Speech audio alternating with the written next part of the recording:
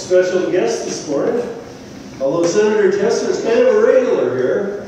He's been here a lot. He was one of our first Zoom people. Remember that a few years ago? Yeah, well, thank you very much, Senator. You honor us with your presence. This is what, the 47th year you're bringing in a crop there in Big Sandy? And there's an election going on. I think I've seen an ad or two on. No. You're in the thick of it. Well, I think I'm just going to turn it over to Senator Tester. He might like to say hello and share some thoughts with us, and maybe you'll have time for a question or two.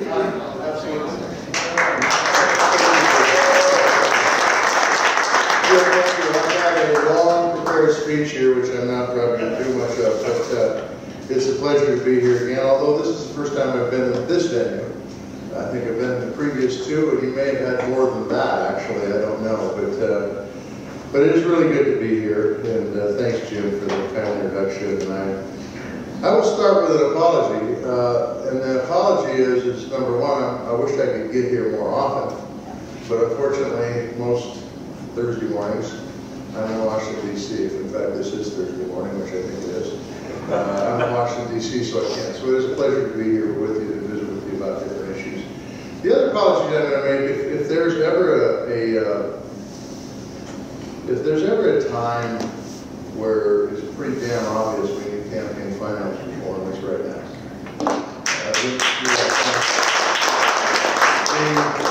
The fact is that there is just way too much money put into these races. And I will be honest with you, I do not think the citizenry is any better informed when they go to the ballot box than if it was in the good old days, where the candidates were forced out to do meetings like this, quite frankly.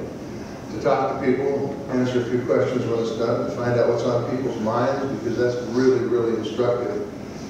For me, anyway, when I go back to Washington, D.C., I say this, and I don't say this in jest, it's a fact. I get all my good ideas from Montanans. I come out and I visit with folks, and they tell me something that's going on. We go, you know what? Lazarus, time to go to work. We got to get this fixed. And he goes to work with some of my staff, and we work to try to fix stuff. And a number of those things that we've done that directly affects Helena is money we put in, for example, into a meat processing facility. And by the way, there's been about 17 around the state of Montana that we put money in from the federal level. One of the things I've heard from Montanans when I come back home is there's no place to process meat in this state. And even if you have your own beef, it's really hard to get it processed in a timely manner. So hopefully that infusion will allow those folks to start up and expand, one here in this town. And be able to process some meat, and we won't be as beholden to the four big packers as we normally would be. The other thing that I did with 9 other people, 5 Republicans and 4 Democrats, and myself, was we wrote a bipartisan infrastructure bill. It took us about 6 months to do it, maybe it was a year actually. But the truth is we came up with a bill that invests in our roads and bridges, invests in broadband, makes our utility grid more resilient, invests in airports, invests in a lot of stuff. In fact, it's the biggest investment in infrastructure in this country since the year I was born, which isn't something that we should be talking about as a good thing. This thing is about 40 years overdue. But the bottom line is that when it comes to infrastructure, especially for business folks, many of which are in this room, it's really the foundation for business moving forward. So that infrastructure is really, really, really important. You know, we've been outsourcing jobs in this country for 30, 40 years. For the first time ever, we passed a bill called the Chips and Science Act, so we can build chips here in this country to bring jobs back to this country. If the pandemic taught us anything, it was that the supply chains were fragile. And one of the fragilities in that supply chain were chips. And basically anything that's got an on switch has got a chip in it. That coffee pot over there has probably got a chip in it, maybe more than one. So being able to build stuff here in this country, particularly chips in this particular case, is really important. But furthermore, that did was allow for tech hubs to be around this country. Now, typically, tech hubs have been in the Northeast and in the Silicon Valley, California and Massachusetts. We put language in the tech hub bill so that they had to take a look at some of the areas in between the two mountain ranges, the Appalachians and the Rocky Mountains. Because quite frankly, we do some really good work in this state that nobody knows about through our university systems. And I'm talking about all of them. I'm talking about tribal colleges, I'm talking about community colleges, I'm talking about our private colleges, I'm talking about the two big ones with the folks coming out from there. Those folks do great work, and they have set up with private enterprise, which is really important. Everybody's got a seat at the table. And we're well on our way. We got the second grant for the Tech Hub.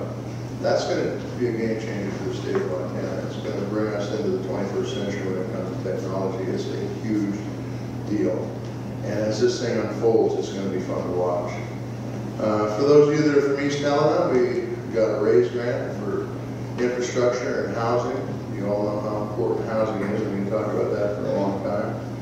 We've got some funding through the SBA for veteran-owned businesses, which is really important. We got some money for our tax credits through the American Innovation and Jobs Act. And so all these are really, really important, because the truth is that if the federal government does partnerships with local businesses, which is what all these do, we can do some great things for the economy and job creation and keep this country the leading economy in the world. And by the way, keep it the leading military power in the world, which is also very, very important.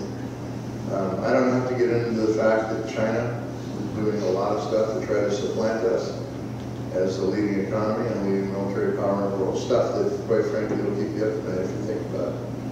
But the bottom line is, if we've got good leadership in Washington, D.C., we can do things to offset that. And we can do things that make perfect sense for this country and perfect sense for the businesses and the people that work here. The last thing I'm going to talk about very quickly, because it is going to have some impacts on those in Clark County, is the rebuild of the missile silos. It's coming. We've got a little bit of time, but 4 or 5 years flies by pretty fast. This is going to be a massive project. What I would recommend, if you've got any concrete to pour, do it now. It's going to become a very, very high demand because this is a total rebuild of the silos to meet the 21st century threats that's out there. I don't need to tell many people in this room those ICBMs were Kennedy's ace in the hole during the Cuban Missile Crisis. And by the way, just as a sidebar, we're at just as dangerous time right now as we were during the Cuban Missile Crisis. So we need to get those things built. They need to be built right. They need to be built on time, and we need to get going on sooner than later. You know, the Air Force, I'm pushing on pretty damn hard, because quite frankly, they have not given me a timeline yet until, you guys know this, until you get a timeline, nothing ever happens. So give me a timeline and we'll move, and I think we've got a bill that requires them to give me a timeline by the 1st of July if they don't give me one before then. So that's about all I've got to say. Got a little election coming up. Appreciate any support you can throw my way. I do think leadership matters, and it matters a lot. And in the United States Senate, seniority matters. And I've been there for 18 years. Didn't figure out being there that long. But the truth is I have been, and we've been able to do some good things. We've got some good committees. I chair the Veterans Committee, you probably know that. The result of that is we've been able to do some good things for our veterans across the state, and then we'll hire some additional doctors and nurses, which is really, really important. I also chair the Defense Committee on Appropriations. It appropriates over half this country's dollars that are sent out the door. That's important for a number of reasons. We have a number of businesses in this state that are subcontractors for the big guys, and there's really a conscious effort right now on the committee to empower the small businesses that are out there to become players. Because quite frankly, just like the meat industry that's highly concentrated, the same things happen in the military industry. There's just not enough vendors out there for what the needs are for this country. I I serve on banking committee, and we do a lot of things for community banks and credit unions.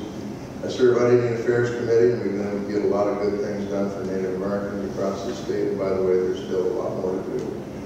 And so, and last, my favorite committee, depending on the time of year, is commerce, because it touches everything commerce all the time, from transportation to Main Street businesses. And so we've been able to also do some good things there. With that, I'd be more than happy to try and answer some questions. Yes, sir.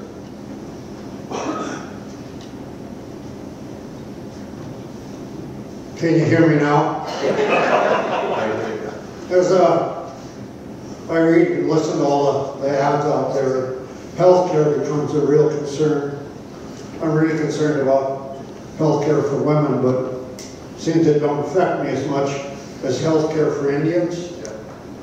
When they talk about rolling back the things like the Affordable Care Act, which was passed in 08, I think, which made the Indian Improvement Health Act permanent that had been waiting 10 years for renewal.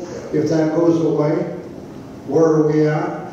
And it affects me immensely when I think of the Helena Indian Mines that just recently opened a new clinic, and more so the Little Shell tribe that took money to build a clinic that the Indian Health Service said couldn't happen for 100 years.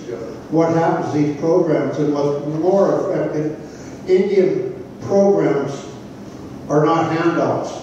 These are prepaid programs that the U.S. government owes the natives, but we're willing to take our land back. The trust responsibility, please don't do that. The trust responsibilities we have our Native Americans are specific to Native Americans. They apply to no other group in the United States like they do to Native Americans for the very same reason you just said. The land I'm farming right now, Native American land, and the agreements were made, and healthcare, and a lot of other things.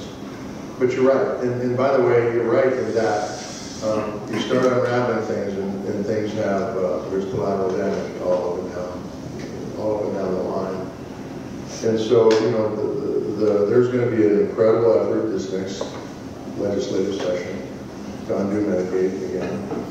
And I'm telling you, in the end, look, in the end, if you're sick, you can't work. And that brings another problem down the line. And so it's really important that we make sure that our voices are being heard at all levels, federal level, state level, county level. Right? So, good. Anybody else? Yes, sir. Good morning, John. Thanks for coming out this morning. I'm Michael O'Neill with the Helena Housing Authority. We just want to thank you for your career-long commitment to affordable housing. We're meeting this week in the Housing and Healthcare Summit that we've all been gathering. And there's really hundreds of millions of projects that need funding, and the need is so great.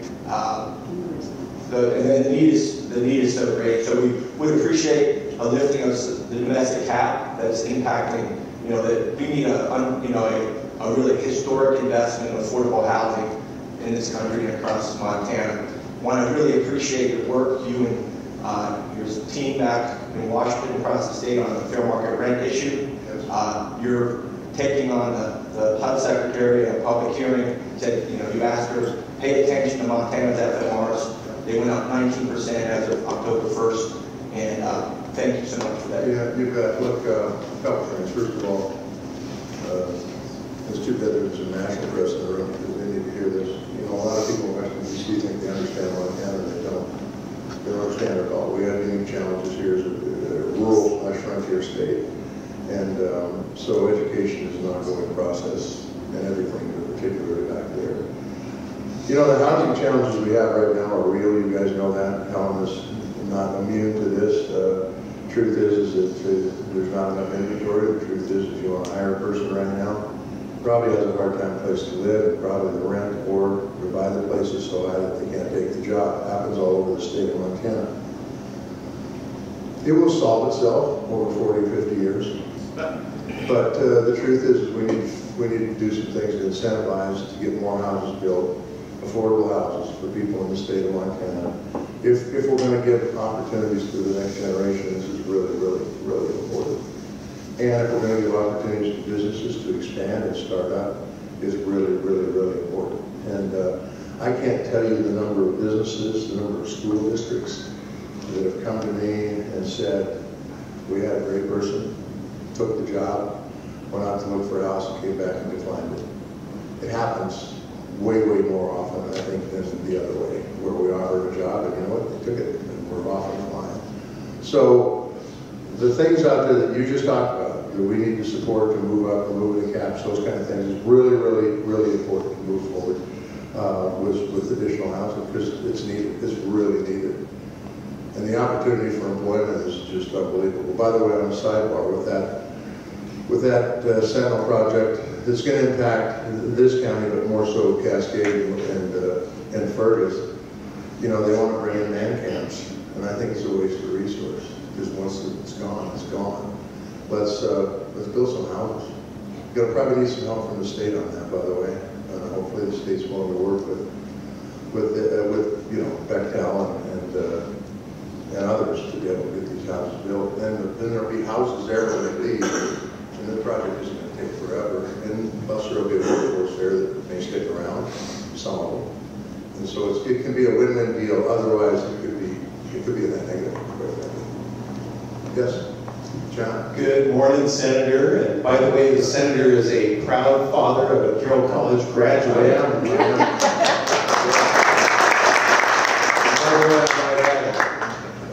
They educated her so damn well, she left the state of Montana. we need to hear that. Yes, we do. I just want to thank Senator Tester for his support of veterans, and just tell you a very brief story about something that happened about 2 years ago that actually was spotted at Carroll College here in Montana. It was an interpretation by the Department of Veterans Affairs about funding for students to go to college, and it would affect veterans going to America's 4,000 colleges. We spotted it, reported it to the Department of Veterans Affairs, didn't get anywhere. The National Association of Independent Colleges and the American Association of Catholic Colleges did the same thing, didn't get anywhere. I had a phone conversation with Senator Tester. He went to them, didn't quite get what he wanted, and so he ultimately fixed it via legislation fix. That impacted veterans across the United States. And by the way, Senator, that received a standing ovation at the National Association of Independent Colleges with nearly 1,000 presidents in attendance. Well, John, since my daughter did graduate from her school with a degree in nursing and could get a job anywhere in the country, anywhere in the state, anywhere in the country, she's doing quite well. The only thing that is bad, and I blame this because she married a kid from Butte because they moved to Indiana. And she's, you know, if we knew that the grandkids were going to be this good, we would have skipped a generation. I've got a granddaughter, by the way, that's going into nursing, that's running track at Muskegon in Ohio. And that's what happens when kids leave the state. She would be going to school at Carroll College right now, by the way. It's the other way around. I've got a grandson that I'm trying to get, he wants to run the farm. And I want him to run the farm. And every day I get out of bed, I think, I need this kid to run the farm. And he's a football player, and so we might be visiting with you about that at Carroll at some point in time. Because I need to get him back to the States so I can put him to work and teach him some stuff. And then I've got an 8th grader, and these are the ones that live in Indiana, by the way. I've got two grandkids that live here. One's a soccer player and probably gets to play college soccer because his dad is a hell of a soccer player. And the little girl that lives here is in the arts big time, which being a major in music, I can fully appreciate that. But the youngest grandson that's over in Indiana is, I don't know, man. He can't be related to me because he actually has hand-eye coordination. And, as my son-in-law said in football, because he's always been a little bit better athletically than everybody else, he says he's absolutely uncoachable. And you guys can fill in the adjective.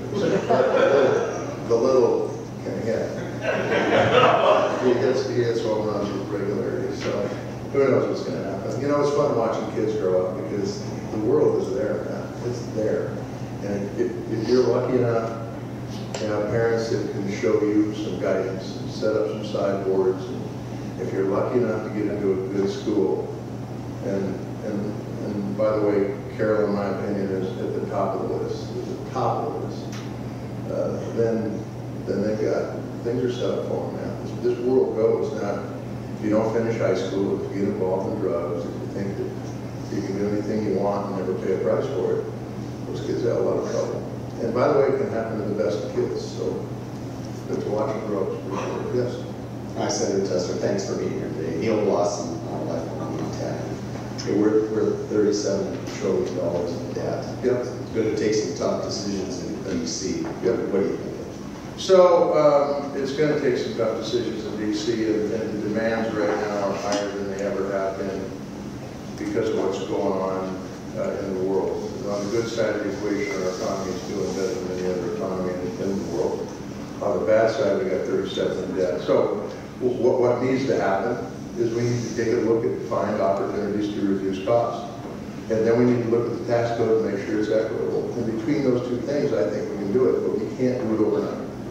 It has to be a long-term plan. And it can't be done with political gimmicks. It has to be done with good, honest, bipartisan. And I mean bipartisan because this is going to be painful. And if you don't do it in a bipartisan way, I guarantee you the other side, my side will point at that side and say, see those guys? And that other side will point at us and say, see those guys? Because the truth is that it's done in a bipartisan way. It's a chance to last the test of time, and it can be done in a way that makes sense. And by the way, this isn't like, it's not even close to putting a man on the moon. I mean, it isn't. It's just setting down and you know, pulling out some accounting skills and figuring it out. But the truth is there's things we spend money on we shouldn't be spending money on. And there's loopholes in the tax code that are absolutely unnecessary. They don't create jobs, they don't drive the economy, they don't do jack shit. And so we need to do both. Interesting story about that. I'll throw Chinook under the bus. Chinook went in.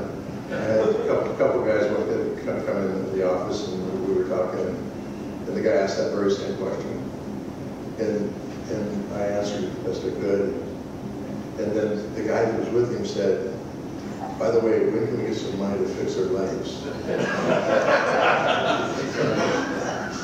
And I said, "This is indeed the problem. I mean, you guys come from the same town with the same, you know, same set of issues, but anybody else? Here we go. Up close and personal." Well, Senator, you mentioned you were a music major, and I know you've been an educator. Yeah. Do you ever get a chance to do any music anymore? Well, if I told you where it was, you'd probably say, yeah, I do. Unfortunately, it's usually playing taps for a veteran who's passed. And the last one I did was a year ago. You know, it's crazy how circular life is. I used to get on a bus with my trumpet, and the bus driver said one day, you want to be Bugler for the VFW. Now this is like, the guy who I took the place of was first chair All-Northwest trumpet player, so he was really good. And I said, geez, Lindy, I'd love to do it. And I did it, and still do it. And it was an incredible experience for a 13, 14, 15, 16, 17-year-old kid to be around the honor guard for the funerals, do the 21-gun salute, and to present arms and playing taps. But interestingly enough, the last funeral I played for was Lindy, the guy who asked me to do for the VFW. Yeah, any other questions? Well, hey, going once, going twice. They're like going to Barry Jackson auction.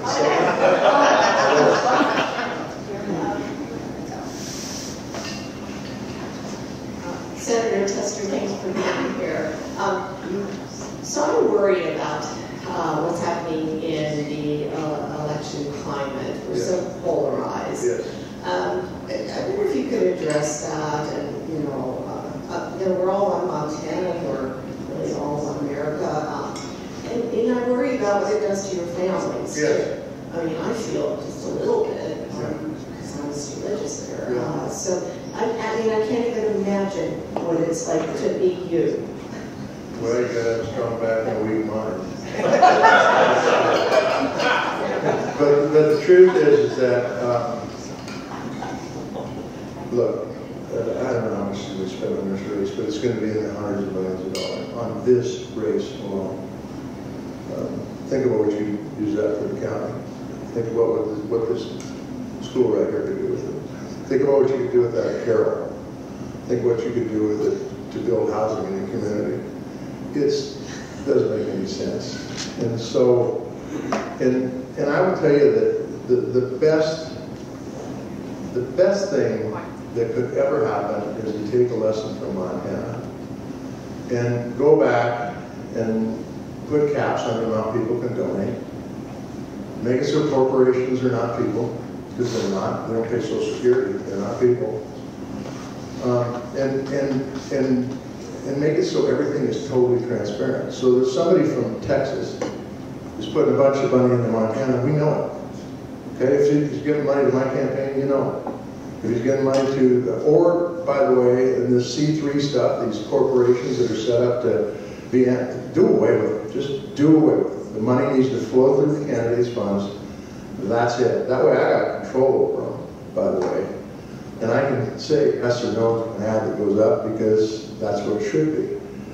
And then, by the way, you would be inundated with ads. I mean, I watched TV the other day, one ad break, there was 5 ads for God's sakes. One ad break, it's crazy. And then it would force the candidates out to talk to the people. Now you might say, well, geez, that gives the incumbent a big advantage. I don't believe that at all. The incumbent is back in Washington, D.C. a bunch of the time. That gives the challenger time to go out and meet with people in every damn town in this state and make their case for why they need their position for that job, and more importantly, answer the questions that people have about what their views are on different issues. And it would be, there's nothing better than that kind of format. And it's not that hard to do. You just got to go back to what Montana did when the Copper Kings tried to take over the state. And they did things that worked. The Supreme Court threw all that stuff out, which I think is very unfortunate, and I don't think it helps our democracy at all. Truth is one person, and there's a lot of people, you guys know this, that have a lot of money. They can drop, I mean, there's people that drop hundreds of millions of dollars in these races all over the country. You know, they're doing that for a reason. They're doing it for a reason. And so then when you get policymakers back in Washington, D.C., and they say, well, you know, you really shouldn't have Medicare negotiate drugs with Big Pharma, because if you do that, Big Pharma's going to come in and spend a bunch of money to fight the defeat you. At some point in time, you just have to say bullshit. This is the right thing to do for the people of the state of Montana. That's the right thing to do for the people of the country. And so it would be very, by the way, I've got a number of bills that would take care of this problem. There's other people that have a number of bills that would take care of this problem. And for some reason, people think that I serve with think that this is good for the democracy. If there's one thing that I think divides this country more than anything, it's the campaigns. They never end. This race has been going on for damn near 2 years. I'll give you a real life example. I had a number of my colleagues come out here and campaign against me for only one reason. They want to be in the majority in the United States Senate. Not because I've done a bad job, not because I didn't do things that were the right thing for the country. And so then you go back and you work at that. And you learn with time, and you forgive and forget, you compartmentalize and you move on. But the truth is, it's crazy. It's crazy. You know, I don't have, and it's intentional, by the way, I do not have my colleagues come to this state and campaign for me. Because I want to do the campaign. I want to make sure it's coming out of my mouth, not theirs. And that's what I do. So that's where we're at. But it's really hard with them. It's really hard with them. The last election, that little kid that I told you could really hit a baseball, walked up to one of the people when I was getting sworn in and said, my granddad is not a piece of garbage. Those kids will watch it. And by the way, that doesn't do any good moving forward either, to have that in an 8-year-old kid's head. So It needs to be changed. It needs to be changed. I really think it's going to, long term, it's not good for democracy at all. The only people that's helping are TV stations. They're making it bank. Yeah. Yeah, you throw her on. See if she can catch it. Probably good.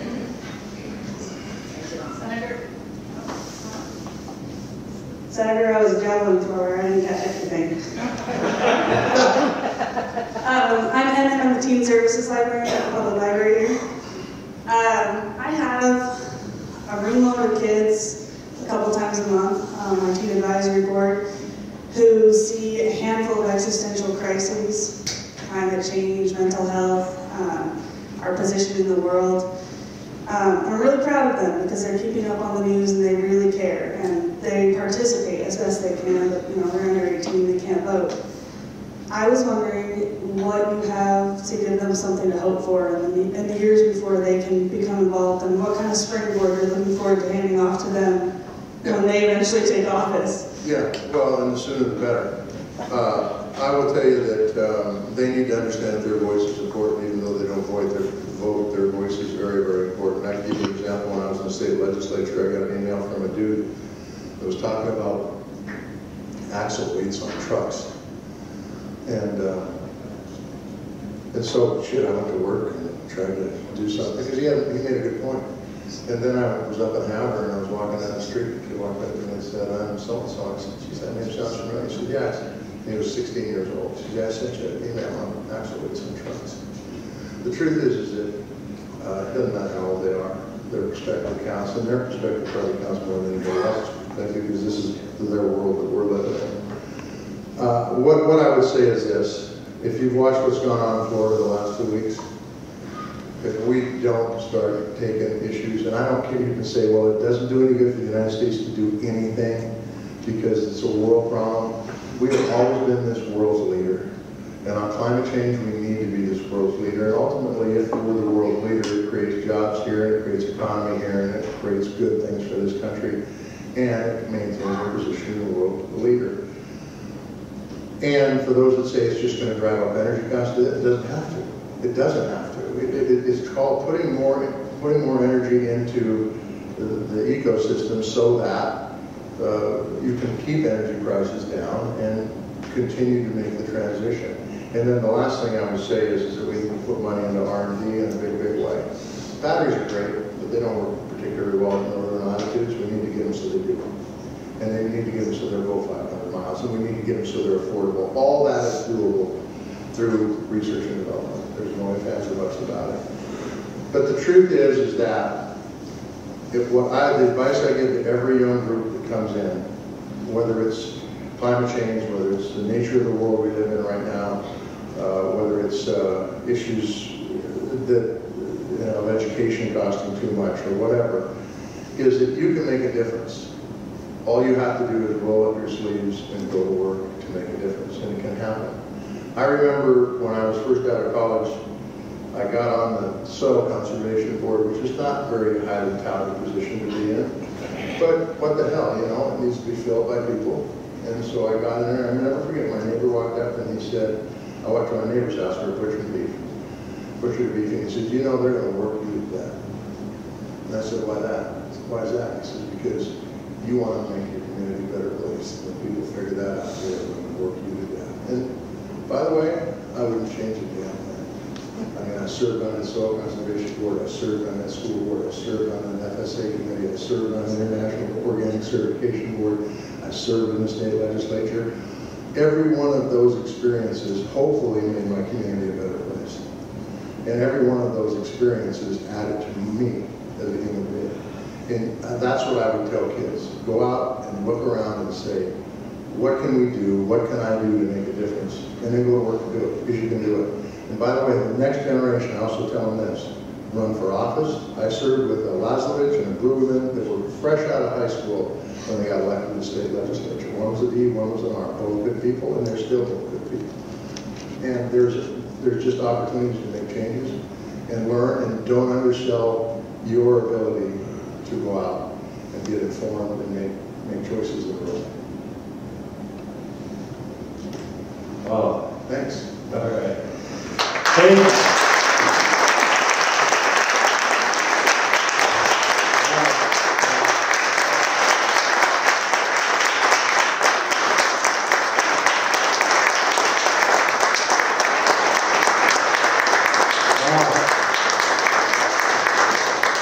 Thank you, Senator Tester. You know, in a lot of ways, he's a fish out of water back there. Can I say that? I mean, most of you have been there. It's a world of Armani suits and $200 ties, and wing tips, and all that. But we need you there more than ever, Senator Hyde. We truly do. And he's been a very effective person and voice. Not just for Montana, but for the whole country.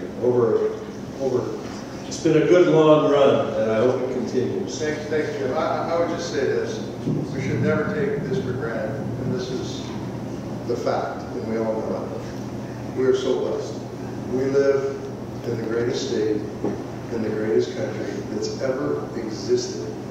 The greatest country that's ever existed on this earth, we're living in it, and we have to be living in the greatest state.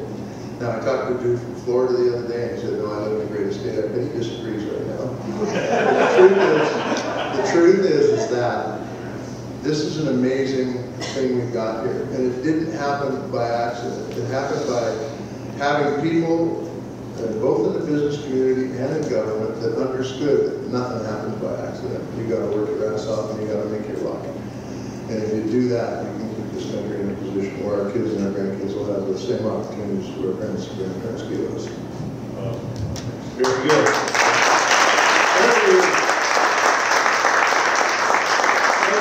A seat and stay. If you can stay with us a little while, and if you can, we understand. I do have to roll out. But, all right. I just want to thank you guys for the hospitality. I appreciate you. Take care of you well, and hopefully we continue to have an incredible fall. Thank you. Thank you. Thank you, sir.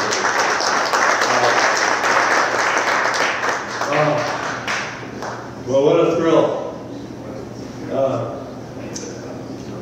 Let's see. Should we just turn it over to him, or the food share folk are here? We're gonna go over there when we're done. The clock's ticking away. Bruce, why don't you talk to us a little bit, and then we've got our panel or our presentation going on. Use that one. I'll give us a stand. Good morning, everyone. Good morning, Bruce. You're all invited to come over after this meeting to Helena Food Share. Our new facility, 1280 Boulder, so on the old Care Engineering site there. We'd be happy to have you join us for a special Hometown Helena tour. Wanted to just say a few words about it to everybody in the group in case you can't make it. Just give you a brief overview of what you'll see in the tour. So Helena Food Share, we're just extremely pleased and very grateful that we've opened our new facility this week, began serving folks from that facility this week, our new Community Food Resource Center. Go ahead. So just to walk you through the tour, come in the front door if you're a customer at Helena Food Share, and you'll be greeted at our lobby. We now have a lobby, so we haven't had a lobby and people have had to wait outside. We have a lobby that we open up and people can come in, gather inside. Be welcomed at the desk, go ahead. And then move into the grocery share market. So this grocery share market is now 3 times larger than the previous pantry that we've been serving people from, 7 people at a time walking around head to tail. This is a market that gives people the opportunity to do choice shopping. We anticipate that in the upcoming year we'll be serving over 3,000 people each month in this grocery share market. Go ahead. The larger space gives us just an opportunity to provide more food, better food, in an atmosphere that allows people dignity and a little less chaos than perhaps we've had in the past. Go ahead. And, you know, it's really important, volunteers grace our operation and make it happen, and volunteers will be present and helping, you know, our customers in a number of ways, accessing food and then helping them carry food out to their cars. So go ahead. Really transformational addition to the Helena Food Share, this Community Food Resource Center, is that we have included a production kitchen, which is just amazing. I think when you see it, you'll think it's amazing. But this allows Helena Food Share to really move into a different space of being able to produce food from local food resources, whether it's food that comes from a garden, a farm, food that comes from a restaurant that we've rescued it from a grocery store that we've rescued it from an institutional kitchen that we've rescued it from, and allows us to repurpose it, do things like soups, baked goods, salads, sandwiches, ready-to-eat meals that we'll be able to serve immediately or perhaps freeze and serve in the future. So, and the kitchen is also going to provide a lot of really great, exciting volunteer opportunities, new volunteer opportunities at Helena Food Share. So if you're fashioning yourself as a foodie and you want to work in the kitchen a little bit, you can. Go ahead. We have a food receiving and dry goods sorting room. And go ahead. By the way, that's where community donations, food donations will come in. And in the last year, the community provided 210,000 pounds of food in that manner. We have really increased the amount of cold storage and warehouse space that we have. That this basically is allowing us to be able to bring in more food and provide more food, better food to the community and to an increased area of this part of the state. So our cold storage increases from about 240 square feet to over 1,200 square feet. Go ahead. Almost there. And then we have a community room that will actually work to serve as a education center for us. We'll be able to provide cooking classes, so we have a teaching kitchen in that space, and then also a room that we can make available to others in the community for meetings, workshops, and so on. And last slide. You're invited to come over today for a tour with Tim, Joyce, and myself. And you're invited also to come back to join us for our open house, which is next Tuesday, October 15th. Be a ribbon cutting at 4:30 sharp and an open house until 7 p.m. Thanks.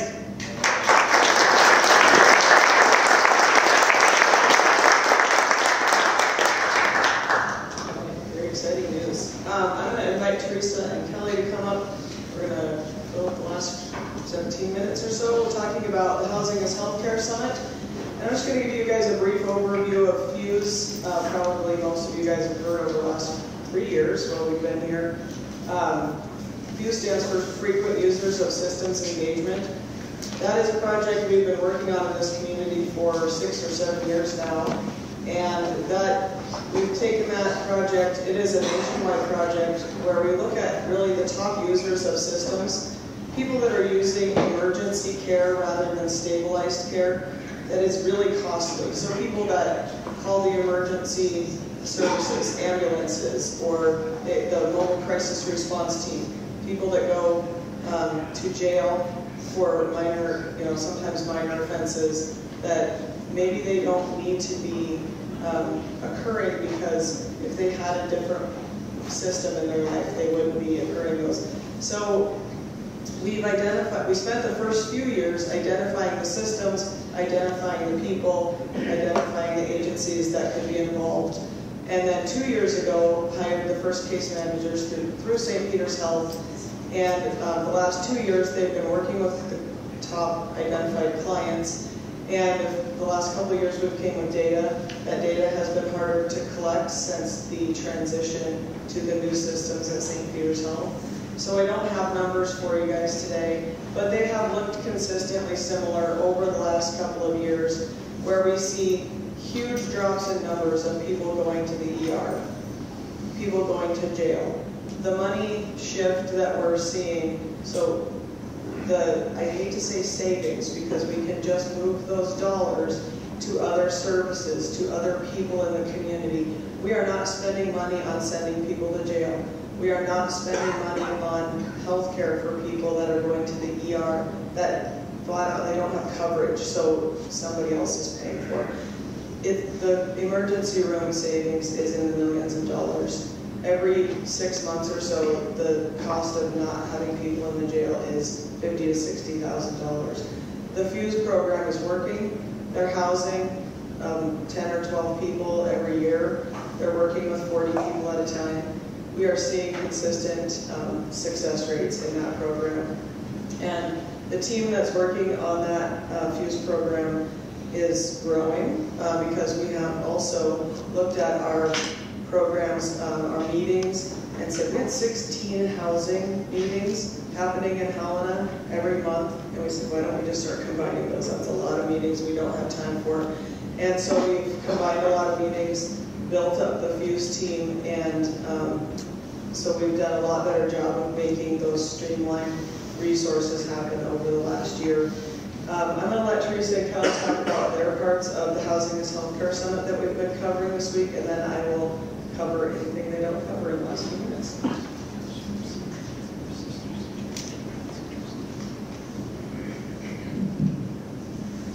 Here we go. Good morning, everybody. Kelly McBride, Lewis and Clark County Department of Criminal Justice Services. I wasn't nervous talking to you until I realized Neil Blossom was here, and I used to do Toastmasters with him, and now I'm nervous that he's going to give me notes afterwards. Hi, Neil. So Kelly McBride, Department of Criminal Justice Services, and you might think, why is Criminal Justice Services involved with this houseless, unsheltered issue? And we are.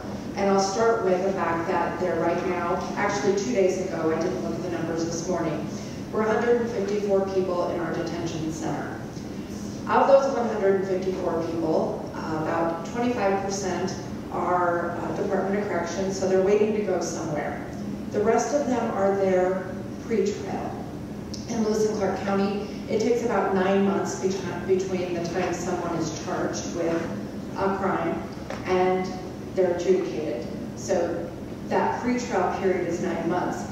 If you get a cash bond and you have money, you can pay it and you're out.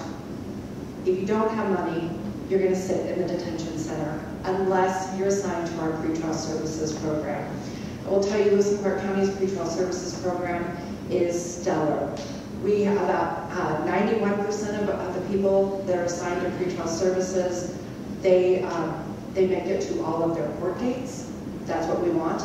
95% are not arrested on a new charge. So those are some really good numbers. We'd like to see more of those folks that are in the detention center assigned to pretrial services. And we're working with our judges, with county attorneys, city attorneys, public defenders, with everybody in the system. Because if someone is in the detention center for 4 to 9 days, they're most likely to lose their job. If you lose your job, you lose your housing. If you lose your housing, what are you going to do when you are released from the detention center? Because those folks in the detention center are coming back into our community, and we don't really want them coming back into our community unhoused. The pretrial program, again, stellar program, really proud of it.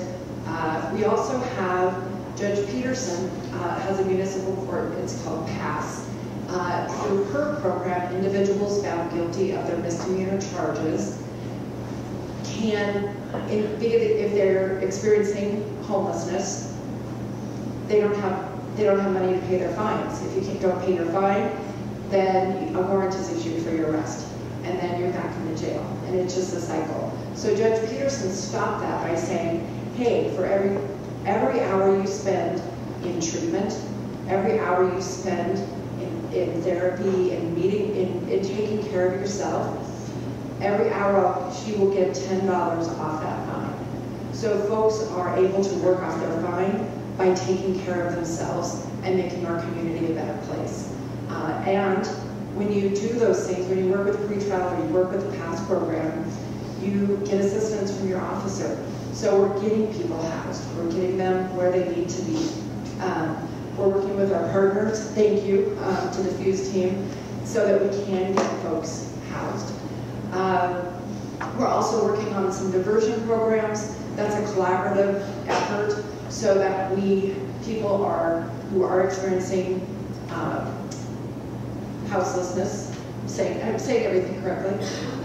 So those who are unsheltered and do have situations where they meet up with law enforcement, instead of law enforcement having to cite them, having to book them into the detention center, having that situation escalate, what we can do is call Good Samaritan and have one of their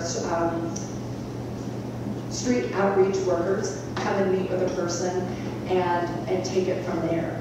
That takes a burden off of our law enforcement, and it also takes that burden off of the detention center as well, and help get those folks again into housing. So there's a huge intersection between the criminal justice system and our unsheltered population. I'm so thrilled and honored to be able to help address that in our community, and that's been my part. I could talk for hours, and I won't, because you all need to hear from Teresa and then more from Emily. Did I hit everything, Commissioner? Okay. Are my notes okay, Neil?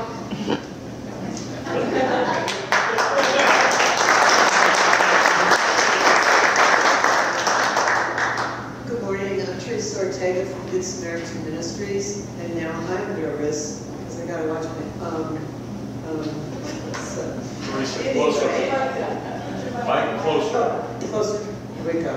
So, as many of, that's one project that Good Samaritan has, the street outreach, which is very, very valuable in our community, and we applaud the police department for working so closely with us.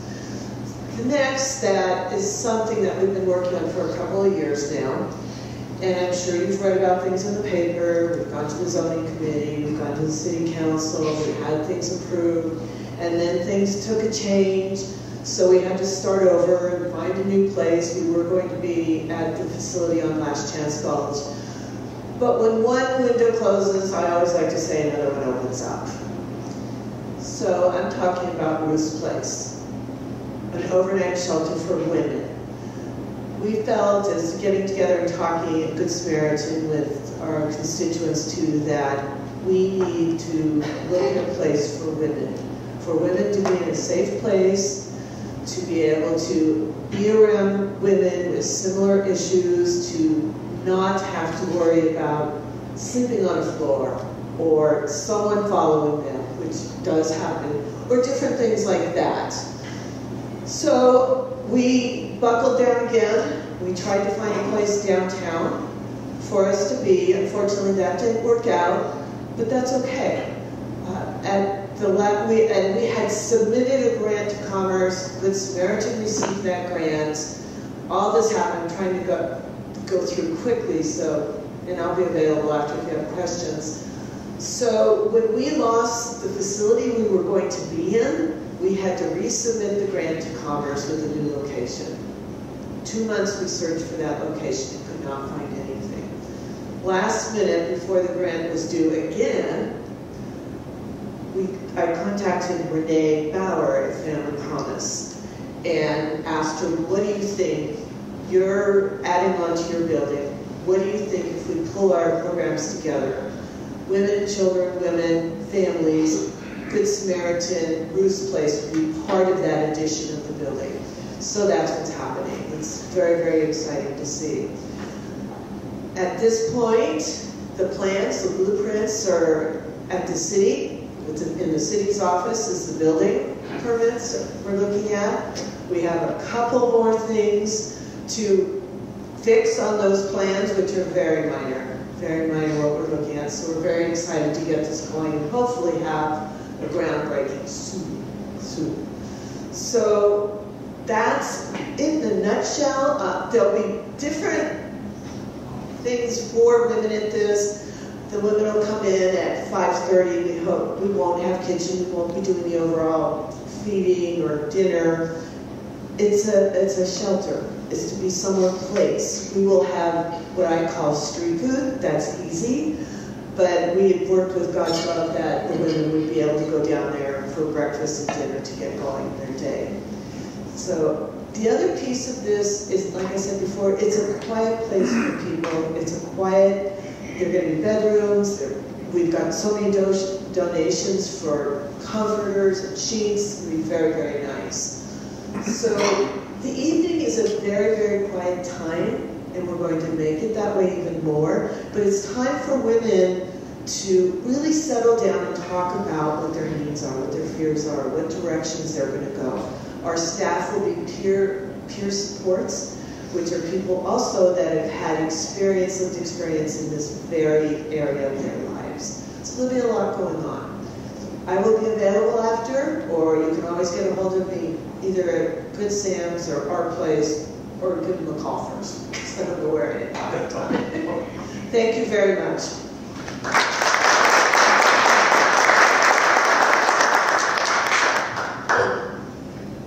So we've been up at St. Peter's Health doing trainings all week. We started out, as we usually do on Monday night, with a panel that we called Building Bridges. And we talked a lot about how this community does a really great job of working together in a really collaborative way. We have the police department, several of our Fuse team people, and everybody's very genuinely appreciative of the work that we do together in the Helena community. Of course, we have work we could do better. We could use more people on the team. There are always people missing that we definitely want to get to the table because there are gaps. Tuesday morning we did a training called Systems Integration where we really dug deep on what we weren't doing well and where we're missing pieces of integration within our systems.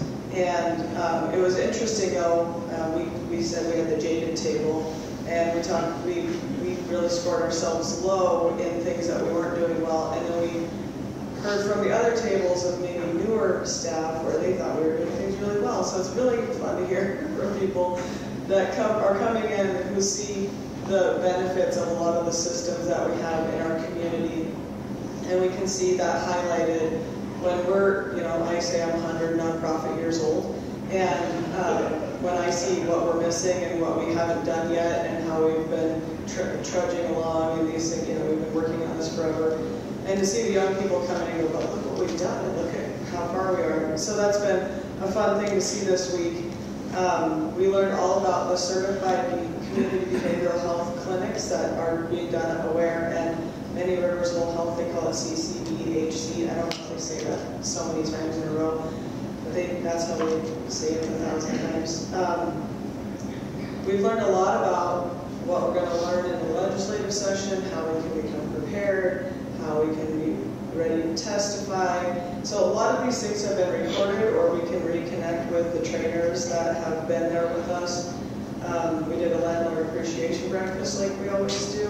Michael was there to teach them about what vouchers are, the different kind of vouchers, how to use them, why people should use them, and then the Inspire changes that are coming. So people that use vouchers, landlords that use vouchers, have always had to meet HUD standards. So, we can't have people living in shacks and shanties that don't meet these standards. The new standards are called Inspire. There is a really great website for people to use, so you don't have to try to figure out what those standards are. You can just go to the website and say the bathrooms need to look like this, the parking lot needs to look like this. It's a really great system. And as things change, the website changes, so you don't have to print off a giant book. It's a really great new system, and so landlords are able to work ahead on what that system will look like next year when it goes into play. We did an overview of Housing First, which we've been talking about for years at United Way. We did a panel on Grants Pass and that change in the Supreme Court decision and what that means for Montana, or for Helena specifically, and we had the city attorney and the police department there, and really what we learned is it's status quo. There's not a lot of changes coming because even though that Supreme Court decision came down, Helena has decided that they're not going to make any major changes to the way that we've been running the show around here. If somebody's sleeping in the park at 3 a.m., they're not going to go kick them out just because that law or that decision changed. At 7 or 8 a.m., yes, they might say it's time to move along, but that's always kind of been the way it's happened around here. So we haven't seen any major changes come since that decision. If things do change, we'll have meetings and people will be able to give a comment. That hasn't happened yet just because no major changes have happened. Carrie from Good Samaritan did a really great training on trauma-informed care and how to work with people that are renting or people that are in the system. Today is all about Medicaid and access to health care. And so we'll be learning all about what the Medicaid expansion access to health care will look like in the upcoming session and what we need to know and how we should be talking about it. And then tomorrow morning, we'll be doing a 3-hour session on wrapping it all up. We'll be doing a really interesting project that we're not talking about until people get there because they just need to come and learn from that, the project that we're doing for the first couple of hours. And then we'll talk about what we learned, what the challenges are in our community, and how we can help resolve them. But because we're out of time, on the 24th, a lot of us will be back here for the housing panel, and we will talk a lot more about the things that we need in our community. There are a lot of housing projects happening right now. Ruth's Place, we're working on purchasing the Helena Inn. Michael's working on repositioning at Helena Housing. What we learned from every single session over the last few days is we need more housing in this community. Senator Tester talked about it. We need housing at every financial level in this community. We especially need affordable housing. So we'll be back here to talk about that, and I hope you're here to join us then. We'll see you next week. We'll be back to talk about initiatives, and more of our elected officials will be back here to discuss and share their information. But please come join us at the chair. All right.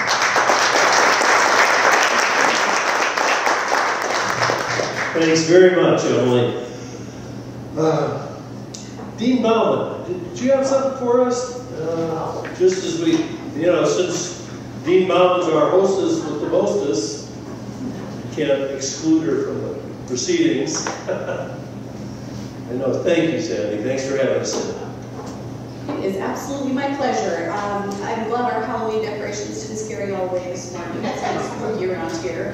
I'm actually here. I'm going to take off my Helena College hat, put on my Rotary hat. I am a member of the Helena Rotary Club, and every year we host a super fun event. It's Hoops. It is a basketball tournament, a 3-on-3 basketball tournament for grades 5 through 8. So it's a great way to get kids out participating in sports. It's also a fundraiser for our club, and every dollar that comes in goes straight back to support kids in our community. So we fund programs like Donors Choose, where teachers go out and ask for funds to support classroom initiatives, My Student in Need, and scholarships for students going on to pursue post-secondary education. So that's my pitch for our super fun event. And if you'd like to get out and see some basketball and help out with that event, even if you've got an hour to spare on October 20th, we really need some folks who want to cheer on kids and also keep score or be the timekeeper. So please come see me. I have been charged this year with soliciting volunteers, and we'd love to see you out having some fun at a basketball tournament. Thanks. All right, thanks.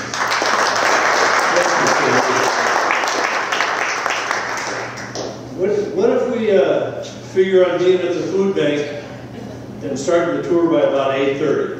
Then you'll have time to get a refill on your coffee, or maybe go to the canteen, see what they got, visit a little bit as we break up this morning.